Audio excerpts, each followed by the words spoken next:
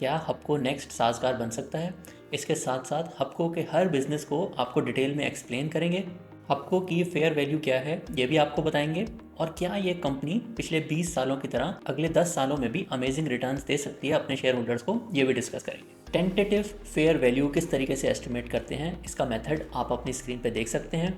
और invest in what you fully understand क्या होता है, इसको भी समझ सकते हैं। पिछले कुछ महीनों में इनमें से 2 पावर प्लांट्स के जो आईपीपी कॉन्ट्रैक्ट्स हैं वो अमेंड हो गए हैं, जैसे कि आप अपनी स्क्रीन पे देख सकते हैं। जो बेस प्लांट था हबको का सबसे इंपॉर्टेंट प्लांट, उसका जो कॉन्ट्रैक्ट है वो अर्ली टर्मिनेट हो गया है। माइनिंग बिजनेस का फ्यूचर आरओआईसी एस्टिमेट करने के 3 मेन डिटर्मिनेंट्स हैं। First is quality of the mine, second is diesel क्योंकि ये काफ़ी ज़्यादा ट्रांसपोर्ट में यूज़ होता है, और थर्ड इज़ ये भी एक पॉसिबिलिटी बन सकती है कि हबको एल्यूमिनियम स्मेल्टिंग प्लांट में भी इन्वेस्ट कर ले और साथ साथ ये जो बेस प्लांट है इसको स्क्रैप भी कर दे। आइए आपको एक्सप्लेन करते हैं कैसे। अस्सलाम वालेकुम and welcome back to the channel. This is Abdul Rahman, आपका इन्वेस्टिंग फ्रेंड। और आज हम डिटेल में डिस्कस करेंगे Pakistan first and largest private sector power producing company और एक अमेजिंग मल्टी बैगर स्टॉक यानी कि हबको। BYD की गाड़ियों की डिलीवरी स्टार्ट हो गई है, तो आपको बताएंगे कि क्या हबको नेक्स्ट साजगार बन सकता है। इसके साथ साथ हबको के हर बिजनेस को आपको डिटेल में एक्सप्लेन करेंगे।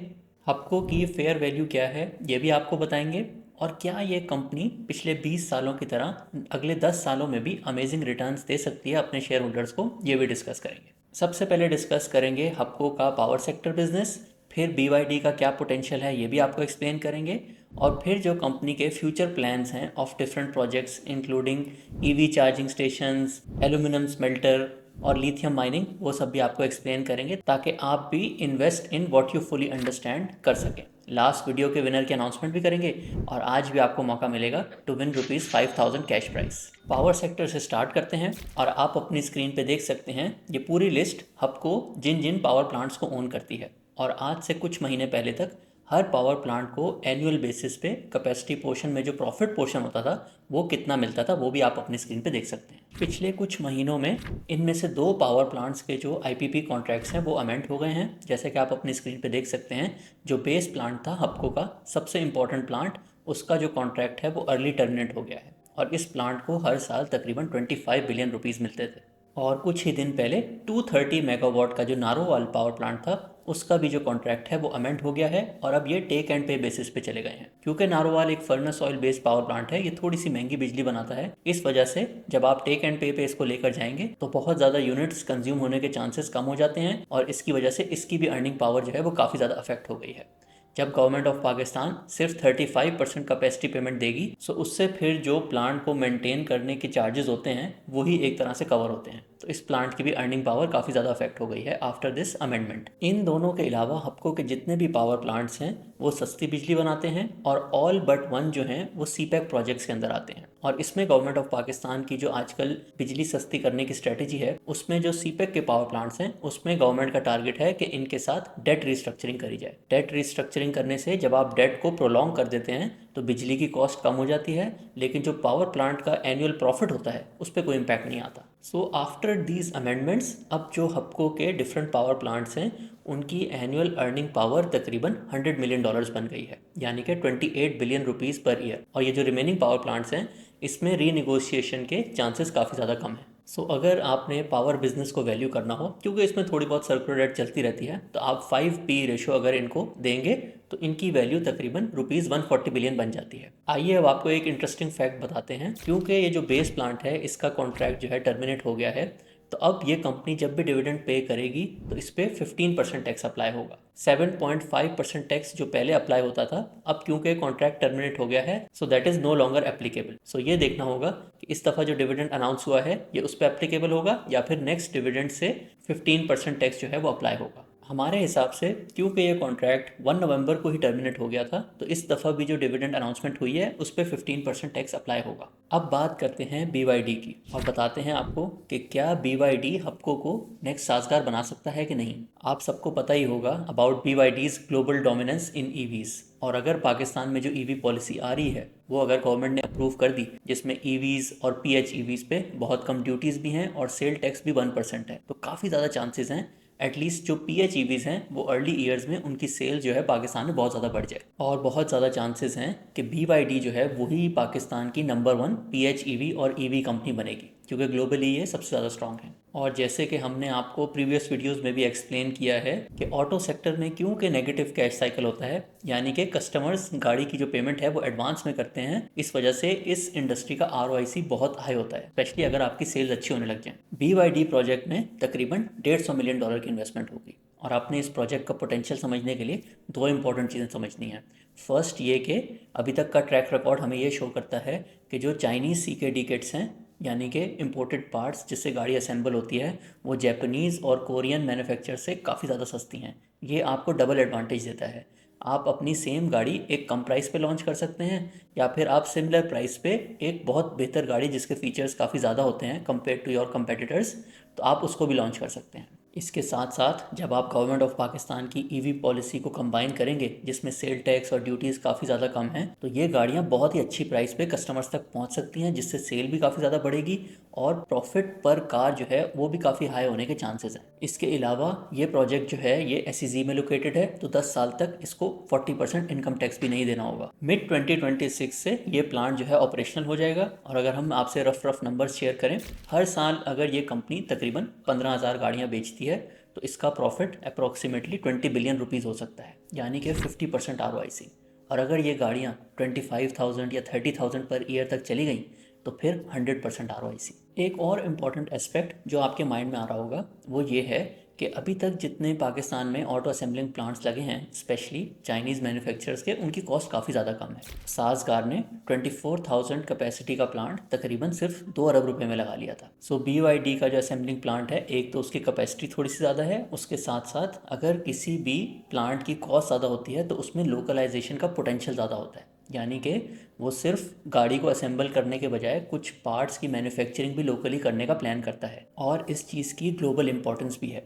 आपने देखा होगा चाइना और USA के बीच में जो ट्रेड वॉर चल रही है, तो अगर आप चाइनीज़ मैन्युफैक्चरर्स असेंबल करें गाड़ियाँ एक दूसरे मुल्क में और उसमें बहुत ज़्यादा लोकलाइजेशन नहीं हो, तो USA जो है उस पर काफ़ी ज़्यादा ड्यूटीज़ लगा देता है। आपके सामने एग्जांपल्स होंगी कि बहुत ज़्यादा प्लांट्स लगे हुए हैं मैक्सिको में, जो कि 95% गाड़ी जो है चाइना में मैन्युफैक्चर करते हैं और यहाँ पे आके उसको असेंबल करके बेच देते हैं। सो USA ऐसी भी पॉलिसीज़ लेकर आया है जिसमें इस चीज़ को रोकने के लिए वो लोग देखते हैं कि कितनी गाड़ी जो है वो लोकली असेंबल हो रही है, और अगर उसमें चाइना का रोल बहुत ज़्यादा हो तो फिर वो उस पर भी ड्यूटीज़ लगा देते हैं। सो BYD अपने आप को इस ट्रेड वॉर में अच्छी जगह पे प्लेस करने के लिए भी हो सकता है लोकलाइजेशन पाकिस्तान में आहिस्ता आहिस्ता बढ़ाती रहे। इसी वजह से शायद इस प्लांट की जो कॉस्ट है वो थोड़ी सी ज़्यादा है। बहुत ज़्यादा लोग सोचते हैं कि पाकिस्तान में तो रेंज एंजाइटी की वजह से और क्योंकि EV चार्जिंग स्टेशन नहीं है, EV की सेल नहीं होगी, और ये एक हद तक ठीक भी है। बट आपको ये भी समझना होगा कि BYD के पोर्टफोलियो में PHEVs भी हैं, और आप अपनी स्क्रीन पे देख सकते हैं कि ये 4-5 गाड़ियाँ हैं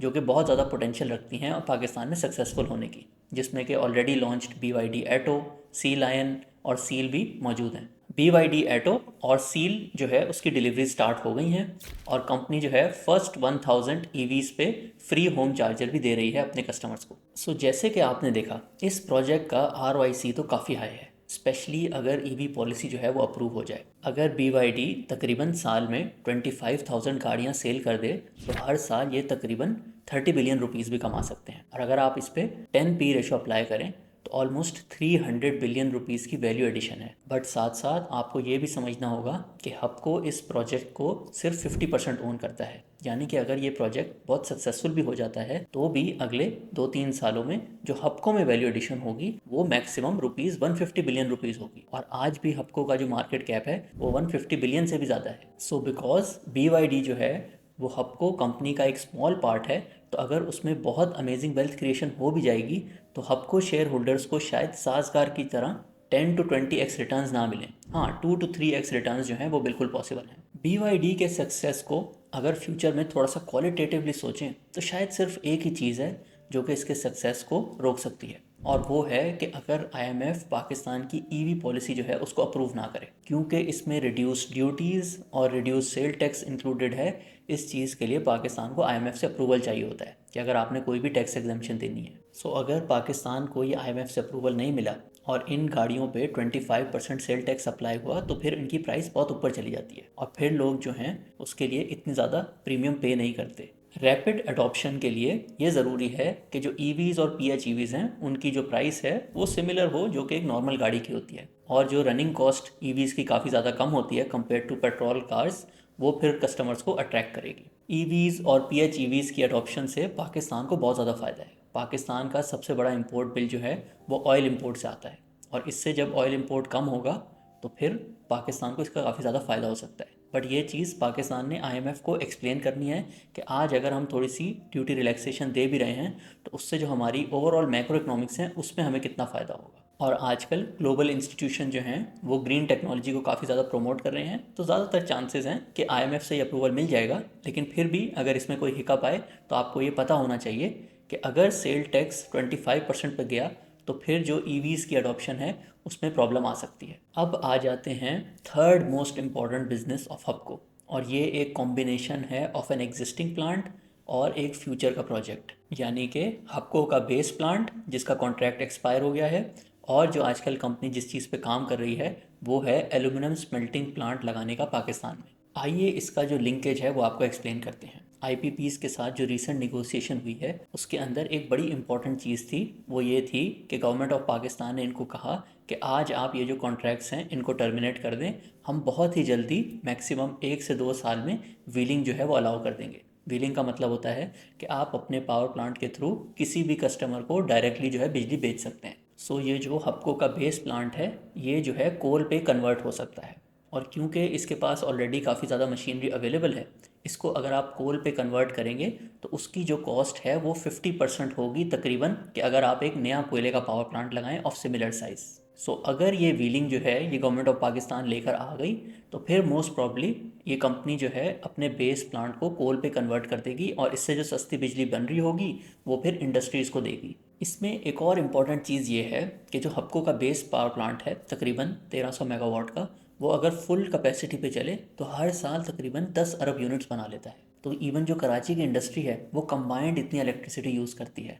तो इवन अगर व्हीलिंग अलाउ हो भी जाए तो इस प्लांट का साइज़ जो है वो इतना ज़्यादा है कि शायद ये एक हाई कैपेसिटी पे इनिशियल ईयर्स में ना चल सके। इसी वजह से हबको कंसिडर कर रही है कि किसी ऐसी इंडस्ट्री में इन्वेस्ट किया जाए इस प्लांट के आसपास जो कि बहुत ज़्यादा बिजली यूज़ करती है, और फिर जो ये प्लांट सस्ती बिजली बनाएगा उसको उसमें हम एटलीस्ट 10-20% यूज़ कर लेंगे। और ऐसा ही एक प्रोजेक्ट है एल्यूमिनियम स्मेल्टिंग जिसमें बहुत ज़्यादा बिजली यूज़ होती है।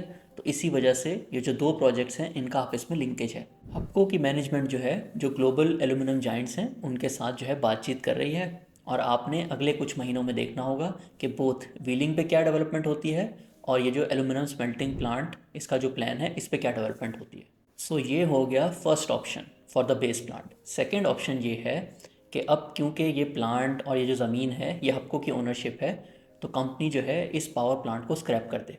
1300 megawatt furnace oil power plant की scrap value I think $150 million से ज़्यादा ही होगी, और इस कंपनी के पास 1100 एकड़ से भी ज़्यादा ज़मीन हब में भी मौजूद है जिसकी भी वैल्यू इटसेल्फ तकरीबन 10 बिलियन रुपये से ज़्यादा बन जाती है। और इस सेल को मटेरियलाइज करने के लिए हबको ने एडवर्टीजमेंट्स भी दिए हैं। ये भी एक पॉसिबिलिटी बन सकती है कि हबको एल्यूमिनियम स्मेल्टिंग प्लांट में भी इन्वेस्ट कर ले और साथ साथ ये जो बेस प्लांट है इसको स्क्रैप भी कर दे। आइए आपको एक्सप्लेन करते हैं कैसे। जैसे हमने आपको पहले बताया कि हबको जो है CPHGC में भी 46% ओनर है, और ये प्लांट भी हब के काफ़ी करीब है। ये प्लांट जो है ये CPEC के अंडर आता है और ये इम्पोर्टेड कोल पे चल रहा है। क्योंकि आजकल पाकिस्तान में इलेक्ट्रिसिटी डिमांड काफ़ी ज़्यादा कम है, तो इवन जो इम्पोर्टेड कोल वाले भी पावर प्लांट्स हैं वो भी काफ़ी कम ऑपरेट हो रहे हैं। सो अगर गवर्नमेंट ऑफ पाकिस्तान ने व्हीलिंग अलाउ कर ली और हबको ने एल्यूमिनियम स्मेल्टिंग प्लांट में इन्वेस्ट किया तो वो इस प्लांट से भी बिजली ले सकते हैं। सो इसमें आपने दो चीज़ें समझनी है। फर्स्ट कि जो एल्यूमिनियम स्मेल्टिंग प्लांट की इन्वेस्टमेंट है उसका काफ़ी ज़्यादा लिंकेज है व्हीलिंग के साथ, क्योंकि अगर सस्ती बिजली होगी तो फिर ही ये जो प्लांट है ये फीजिबल रहेगा। और फिर इन दोनों ऑप्शंस में कंपनी देखेगी कि फ्यूचर पाकिस्तान की इलेक्ट्रिसिटी डिमांड कितनी है, जिससे डिसाइड होगा कि जो CPHGC का प्लांट है उसकी गवर्नमेंट ऑफ पाकिस्तान को कितनी ज़रूरत है। उसके हिसाब से वो डिसाइड करेंगे कि कौन सा ऑप्शन जो है वो कंपनी के लिए बेस्ट है। सो अब आपके पास ये जो सारी नॉलेज आ गई है अराउंड द बेस प्लांट, तो आप सोच रहे होंगे कि इसका कॉन्ट्रैक्ट तो टर्मिनेट हो गया है लेकिन फिर भी इसमें वैल्यू तो है। इसी वजह से हमने हबको का जब पावर बिजनेस वैल्यू किया है उसमें इस प्लांट को भी 50 से 100 बिलियन की वैल्यू दी है। अब बात कर लेते हैं हबको के fourth most important business, and that is mining. Mining में मोस्टली थर कोल ब्लॉक 2 यानी कि SECMC, और लेटली हपको ने जो ऑयल एंड गैस एक्सप्लोरेशन में इन्वेस्टमेंट की है थ्रू प्राइम इंटरनेशनल, ये दोनों बिजनेसेस आ जाते हैं। हपको जो है सिंध एग्रो कोल माइनिंग को 8% ओन करती है, और लेटली कंपनी ने 9.5% एडिशनल स्टेक बाई किया है फ्रॉम HPL, जिसके बाद ये परसेंटेज जो है 17.5% इंक्रीज हो जाएगी। इवन दो ये एक माइनिंग कंपनी है, बट पाकिस्तान में ये माइन भी कॉस्ट प्लस बेसिस पे ऑपरेट होता है, और इसमें वही डायनामिक्स अप्लाई होते हैं जो कि पावर सेक्टर में कैपेसिटी पेमेंट के अप्लाई होते हैं। सेकेंडली, हपको ओन करती है 50% ऑफ प्राइम इंटरनेशनल, जो कि हर दिन तकरीबन 10,000 barrels of oil equivalent energy produce करता है। इस कंपनी का एग्जैक्ट प्रॉफिट क्या है हर साल बताना थोड़ा सा मुश्किल है, लेकिन अगर हम OGDC का रेफरेंस यूज़ कर लें, जो कि हर दिन तकरीबन 1.5 lakh barrels of oil equivalent produce करता है और हर साल तकरीबन 150 से 200 बिलियन का प्रॉफिट बनाता है, तो ये कंपनी आप एस्टिमेट कर सकते हैं कि हर साल तकरीबन 5 बिलियन रुपीज़ हपको की अर्निंग्स में कंट्रीब्यूट करती है। और इसके साथ अगर आप SECMC को भी मिला लें, तो ये दोनों कंपनीज जो कि माइनिंग बिजनेस में आती हैं तकरीबन ₹10 बिलियन कंट्रीब्यूट करती हैं हर साल फॉर हपको। अगेन ये दोनों सेक्टर्स जो हैं इनका थोड़ा सा सर्कुलर डेट से लिंक है, इसी वजह से आप इन दोनों कंपनीज़ की जो अर्निंग्स हैं उस पर 5P रेशो यूज़ कर सकते हैं, क्योंकि कैश प्रॉफिट्स कभी कभी थोड़े से कम हो जाते हैं। इसी वजह से इन दोनों बिजनेसेस की वैल्यू जब आप हपको की ओवरऑल वैल्यू कैलकुलेट कर रहे होंगे तो उसमें आप ₹50 बिलियन एस्टिमेट कर सकते हैं। इसके अलावा हपको जो है माइनिंग को मज़ीद एक्सप्लोर कर रही है, जिसमें लिथियम माइनिंग भी आ जाती है और बॉक्साइट और जो कि एल्यूमिनियम स्मेल्टिंग प्लांट का रॉ मटेरियल है वो भी आ जाता है। और जैसे कि आपने खुद भी देखा होगा, अगर कोई एक इंडस्ट्री है जिसको गवर्नमेंट ऑफ पाकिस्तान भी काफ़ी ज़्यादा सपोर्ट कर रही है और हर बड़े बिजनेस हाउस का इंटरेस्ट है नेक्स्ट फ्यू ईयर्स में, वो है माइनिंग। और इवन रिसेंटली जो US से डेलीगेशन भी आया था पाकिस्तान में बिजनेस ओनर्स का, उनका भी माइनिंग में काफ़ी ज़्यादा इंटरेस्ट है। माइनिंग बिजनेस का फ्यूचर ROIC एस्टिमेट करने के 3 मेन डिटर्मिनेंट्स हैं। First is quality of the mine, second is diesel क्योंकि ये काफ़ी ज़्यादा ट्रांसपोर्ट में यूज़ होता है, और थर्ड इज़ लेबर कॉस्ट। सो इन तीनों चीज़ों में पाकिस्तान में डीजल की प्राइस भी ग्लोबली कोई इतनी ज़्यादा नहीं है, लेबर कॉस्ट भी काफ़ी ज़्यादा कम है, और क्योंकि माइनिंग जो है पाकिस्तान में अभी अभी स्टार्ट हो रहा है, सो फर्स्ट जो है कंपनीज़ वही माइन एक्सप्लोर करती हैं जिसमें पोटेंशियल काफ़ी ज़्यादा हो। सो तीनों डिटर्मिनेंट्स जो हैं वो हमें ये इंडिकेट कर रहे हैं कि इस बिज़नेस का भी फ्यूचर ROIC काफ़ी अच्छा होगा। बट एग्जैक्ट एस्टिमेट लगाने के लिए हमें थोड़ी सी और डिटेल चाहिए होगी, जो कि जब कंपनी के थोड़े से एग्रीमेंट्स हो जाएंगे विद गवर्नमेंट ऑफ पाकिस्तान, तो फिर आप एक बेहतर एस्टिमेट लगा सकते हैं। इसके अलावा हपको का रिन्यूएबल्स की तरफ शिफ्ट होने में भी काफ़ी ज़्यादा प्लान्स हैं, और लेटली 2 ऑक्शंस में इन्होंने बिड भी की थी, बट दोनों में इनसे कम कॉस्ट पे एक कंपनी ने जो है वो बिड की थी, इस वजह से ये अनसक्सेसफुल रहे। हमारे हिसाब से अगर आप किसी इंडस्ट्री के लिए या गवर्नमेंट ऑफ पाकिस्तान के लिए अगर कोई रिन्यूएबल पावर प्रोजेक्ट लगाते हैं जिसमें बिडिंग भी होती है, तो फिर उसके हाई ROIC होने के चांसेस काफ़ी ज़्यादा कम हो जाते हैं, क्योंकि फर्स्ट कंपटीशन बहुत ज़्यादा है, कोई ना कोई और प्लेयर जो है कम प्रॉफिट पे वो इन्वेस्टमेंट करने को रेडी होगा, और सेकेंडली जो इंडस्ट्रियलिस्ट होते हैं वो खुद समझते हैं कि ये इन्वेस्टमेंट हम खुद भी कर सकते हैं, तो इस वजह से वो बहुत ज़्यादा रिटर्न्स ऑफर नहीं करते। इसके साथ साथ हपको जो है BYD प्रोजेक्ट को सपोर्ट करने के लिए और पाकिस्तान में EV अडॉप्शन को और ज़्यादा प्रमोट करने के लिए EV चार्जिंग स्टेशन में भी इन्वेस्ट कर रही है, और पहला EV चार्जिंग स्टेशन जो है वो भी ऑपरेशनल हो गया है। हपको ने ऑलमोस्ट सारी OMCs के साथ जो है MOU साइन कर लिए हैं, और ये उनके पंप स्टेशंस पे फ्यूचर में EV चार्जिंग स्टेशंस लगाएंगे। हमारे हिसाब से ये प्रोजेक्ट जो है ये BYD को सपोर्ट करने के लिए किया जा रहा है। इसका इटसेल्फ जो ROIC है वो BYD प्रोजेक्ट को बीट नहीं करता, स्पेशली अगर पाकिस्तान की जो EV पॉलिसी है वो एज इट इज़ अप्रूव हो जाए। फिर भी अगर आपने इस प्रोजेक्ट का फ्यूचर ROIC एस्टिमेट करना हो तो आपको 3 चीज़ें इंपॉर्टेंट हैं। फर्स्ट इज़ कि ये जो चार्जिंग स्टेशन होते हैं इनकी कॉस्ट क्या होती है, और फिर ये कितने यूटिलाइज हो रहे हैं, यानी कि हर साल ये तकरीबन कितने यूनिट्स बिजली के बेचते हैं, और हर जो यूनिट है उस पर कंपनी को प्रॉफिट कितना आ रहा है। तो आप ये 3 चीज़ें जो हैं फ्यूचर में जब इस प्रोजेक्ट पे और मज़ीद क्लैरिटी आ जाएगी तो आप ये 3 चीज़ें यूज़ करके इस प्रोजेक्ट का भी फ्यूचर ROIC कैलकुलेट कर सकते हैं। आइए अब आपको बताते हैं एक प्रो टिप, और वो ये है कि आपने हपको की फेयर वैल्यू एस्टिमेट करने के लिए P रेशो बिल्कुल यूज़ नहीं करना। आई नो आप काफ़ी ज़्यादा शॉक हो गए होंगे, लेकिन आपको एक्सप्लेन करते हैं कि पी रेशो की जो एप्लीकेशन है हमेशा गलत हो जाती है अगर जो अर्निंग्स हैं वो अकाउंट्स में सही तरीके से रिफ्लेक्ट नहीं कर रही। सो हपको के अनकंसोलिडेटेड अकाउंट्स पे अगर आप पी रेशो अप्लाई करेंगे तो ये जो सारे सब्सिडरीज हैं इनकी जो वैल्यू है उस पर आप मिस आउट कर जाएंगे। और अगर आप कंसोलिडेटेड अर्निंग्स पे पी रेशो अप्लाई करेंगे तो जैसे हमने आपको अपनी पावर सेक्टर वाली वीडियो में एक्सप्लेन किया है कि जो पावर प्लांट्स होते हैं अपने इनिशियल 10 से 12 सालों में डेट रिपेमेंट कर रहे होते हैं, तो उनका जो प्रॉफिट होता है उसमें डेट रीपेमेंट पोर्शन भी इंक्लूडेड होता है जो कि उनकी अर्निंग्स को ओवरस्टेट करता है। सो अगले 5 से 7 सालों के लिए हपको के जो सीपैक पावर प्लांट्स हैं वो डेट रीपेमेंट कर रहे हैं और जो इनकी कंसोलिडेटेड अर्निंग्स होती हैं वो ओवरस्टेटेड होती हैं वर्सेस रियल अर्निंग्स। तो आप जो है दोनों अकाउंट्स पे जो है पी रेशो अप्लाई नहीं कर सकते। आपने करना ये है कि इनके सारे जो इंडिविजुअल प्रोजेक्ट्स हैं उनको इंडिविजुअली वैल्यू करना है जैसे हमने आपको एक्सप्लेन किया है, और उनको एडअप आप करेंगे तो आप हपको की फेयर वैल्यू तक पहुंच जाएंगे। टेंटेटिव फेयर वैल्यू किस तरीके से एस्टिमेट करते हैं इसका मेथड आप अपनी स्क्रीन पे देख सकते हैं। This is not a buy और सेल रिकमेंडेशन, ये सिर्फ हमने आपको एक्सप्लेन करने के लिए किया है कि कैसे आप डिफरेंट कंपनीज़ को जो है वो वैल्यू कर सकते हैं ताकि आप हर बिज़नेस को understand the business like owners भी कर सकें और invest in what you fully understand क्या होता है इसको भी समझ सकें। अब आ जाते हैं इस सवाल पे कि क्या हपको मेरे पोर्टफोलियो में होना चाहिए कि नहीं, और उसके लिए आप यूज़ करेंगे concept of best investments. Concept of best investments कहता है कि अगर मैंने लेट से 20 से 25 कंपनीज रिसर्च कर ली हैं और मैं जो है अब अपना पोर्टफोलियो बना रहा हूँ, तो जो टॉप 5 to 7 कंपनीज होंगी मैं उसी में इन्वेस्ट करूँगा। मैं क्यों इन्वेस्ट करूँ उस कंपनी में जिसकी अपसाइड जो है 15th नंबर पे आ रही है? इससे बेहतर है मैं अपनी जो फर्स्ट मोस्ट हाईएस्ट अपसाइड वाली कंपनी है उसी में और इन्वेस्ट कर लूँ। सो आपने हपको की अपसाइड कैलकुलेट करनी है और उसको कंपेयर करना है अपनी बाकी सारी कंपनी से।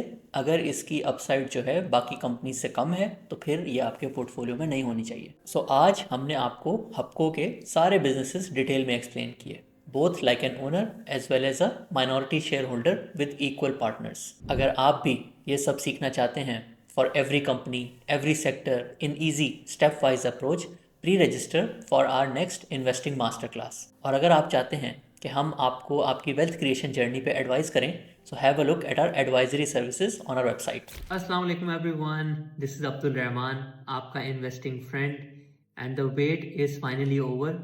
और 3 महीने के गैप के बाद and after a lot of requests we are relaunching our advisory services ताकि आप भी हमारे एग्जिस्टिंग मेंबर्स की तरह अमेजिंग रिटर्न्स कमा सकें on your savings. Registrations are now open on our website and we have launched bigger and better packages for all of you. और हम नेक्स्ट 1 वीक में ही आपके लिए एक मॉडल पोर्टफोलियो कंस्ट्रक्ट करने वाले हैं ताकि ये जो बुल मार्केट चल रही है उससे आप फौरन फ़ायदा उठा सकें।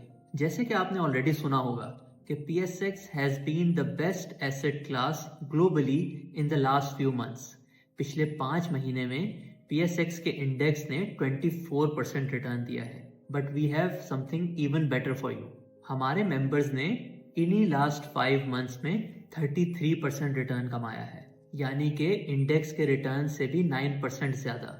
और ये in both normal model portfolio as well as शरिया compliant model portfolio. In last 5 months में हमारे मॉडल पोर्टफोलियो के रिटर्न्स पाकिस्तान के टॉप म्यूचुअल फंड से भी ज़्यादा हैं। और हमारी जो एडवाइजरी सर्विसेज हैं वो ट्रेडिशनल एडवाइजरी सर्विसेज की तरह बिल्कुल नहीं है कि मैसेज कर दिया ये बेच दो ये खरीद लो। हम डिटेल में हर कंपनी जो भी मॉडल पोर्टफोलियो में होती है आपको एक्सप्लेन करते हैं A to Z, so you can invest with full confidence. और इसी कॉन्फिडेंस से आपको इतनी कन्विक्शन आती है कि आप अपनी हायर परसेंटेज ऑफ सेविंग्स जो हैं वो स्टॉक मार्केट में इन्वेस्ट करते हैं, which is the best wealth creating machine in Pakistan. We have launch 2 advisory packages ताकि अगर आपका पोर्टफोलियो साइज स्मॉल भी है तब भी आप अमेजिंग रिटर्न्स कमा सकें। PSX पाकिस्तान की बेस्ट एसेट क्लास क्यों है and why it will give amazing returns in the next 2 to 3 years, along with हमारे जो 2 पैकेजेस हैं उनके फीचर्स हमने अपनी वेबसाइट पे एक शॉर्ट वीडियो में एक्सप्लेन किए हुए हैं। जैसे कि हमने आपको बताया, because there is a lot of interest in our advisory services, हम नेक्स्ट वीक में ही आपका मॉडल पोर्टफोलियो कंस्ट्रक्ट करेंगे ताकि ये जो बुल मार्केट चल रही है उससे आप फुल फायदा उठा सकें। Thank you everyone and looking forward to creating lots of wealth together. See you all soon in the model portfolio call. Take care, अल्लाह हाफिज। And now it's time to reveal the winner of our last video question. Winning comment आप अपनी screen पे देख सकते हैं और इन participant ने बड़े अच्छे तरीके से जो लेटेस्ट डेवलपमेंट हुई है सर्कुलर डेट से रिलेटेड उसको भी इनकॉर्पोरेट किया है और उसके साथ साथ जो OGDC के ग्रोथ प्लान्स हैं of increasing there oil and gas production उसको भी मेंशन किया है। और अब आ जाते हैं आज के क्वेश्चन पे। आपने हमें कमेंट्स में 3 चीज़ें बतानी है। फर्स्ट इज़, क्या हबको आपके करंट पोर्टफोलियो में इंक्लूडेड है। सेकेंडली, आपका क्या ख्याल है कि हबको एक अच्छा मल्टी बैगर फ्यूचर का हो सकता है। और थर्डली, आपने हमें बताना है कि कौन सा प्रोजेक्ट जो है वो सबसे ज़्यादा वैल्यू एडिशन करेगा इन हबको बिकमिंग अ मल्टी बैगर। आपने कमेंट्स में हमसे अपनी नॉलेज शेयर करनी है और अपना एक्सपीरियंस भी शेयर करना है ताकि हमारी यूट्यूब की जो पूरी कम्युनिटी है वो उससे फ़ायदा उठा सके। The best and most detail answer in the next 72 hours will win a cash prize of ₹5000। Recently हमने अपने चैनल की सारी वीडियोस को 3 प्लेलिस्ट में अरेंज किया है। First is companies explained in detail, second is sector explained in detail और third is important investing concepts. So आप ये प्लेलिस्ट ज़रूर चेकआउट करें और अपनी वेल्थ क्रिएशन जर्नी को फास्ट ट्रैक करें। उम्मीद है आज की वीडियो आपको पसंद आई होगी and this will help you in making the right investment decisions. This is Abdul Rahman और इंशाल्लाह नेक्स्ट वीडियो में मुलाकात होगी।